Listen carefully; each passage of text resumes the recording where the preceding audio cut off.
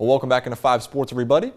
I'm Cam Murray, and today we have some exciting news to share about the West Virginia men's basketball team, as the March Madness tournament is just a few weeks away, and West Virginia does have a slight chance to play in March. So today, ESPN placed West Virginia among the next 4 teams out, ranking them between 73 and 76, which means they will just barely miss the tournament if the season ended today. And those next 4 out teams include West Virginia, Seton Hall, VCU, and Virginia Tech. But going into the weekend, or last weekend I should say, West Virginia was not found on any of these projections. But after the win over UCF, they find themselves among the next 4 out. So like I said, they're not in the tournament as of right now, but giving them a slight chance that if they continue to win, they could have a path to the tournament. So let's have a look at the other Big 12 teams who are currently being projected in the tournament.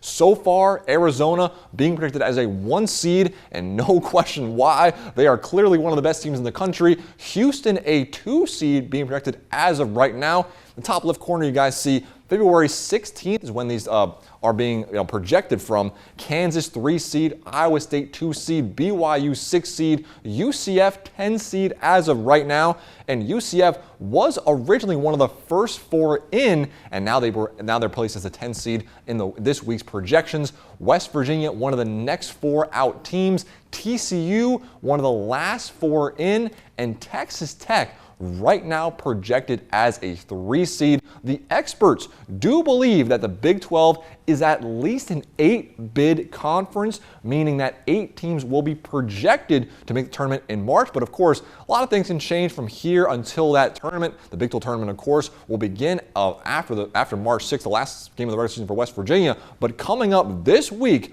West Virginia has a big matchup in one of their last 6 games of the season, and it's this Wednesday at home against Utah. The game will be taking place 8:30 p.m. at home in the Hope Coliseum, and the Utah Utes come to Morgantown with the worst Big 12 conference record in the league, going 1-11 in Big 12 play, only beating TCU, and Utah is also on a 7-game losing streak. But this is the Big 12. Every team is competitive no matter what night it is, no matter what their record says. As for the Mountaineers, they come with a 16-9 record, coming off a huge comeback win over UCF, and they seem to be hitting a nice stride in the month of February.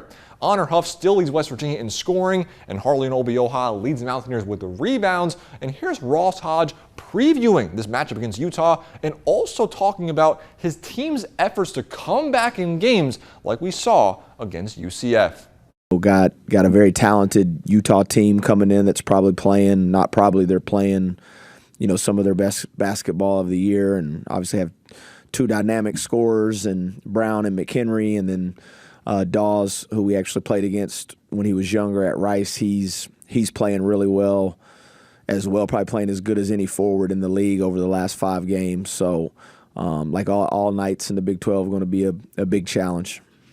Yeah, I mean, it's we talk about it a lot. It's the one thing that we kind of write on the board before every game is stay together for 40 minutes, and it is a 40-minute game, and there's going to be ebbs and flows, like you said. You would hope they wouldn't be maybe as dramatic as some of those have been, but I think our guys do a really good job of staying together in those moments, and certainly not any panic amongst the group. And there is some level of confidence knowing that we can, get the stops that we need to get back in games and make the plays when necessary. As a reminder, that game tomorrow night will be taking place at 8:30 p.m. in the Hope Coliseum against Utah. All from me now on 5 Sports, I'm Cam Murray.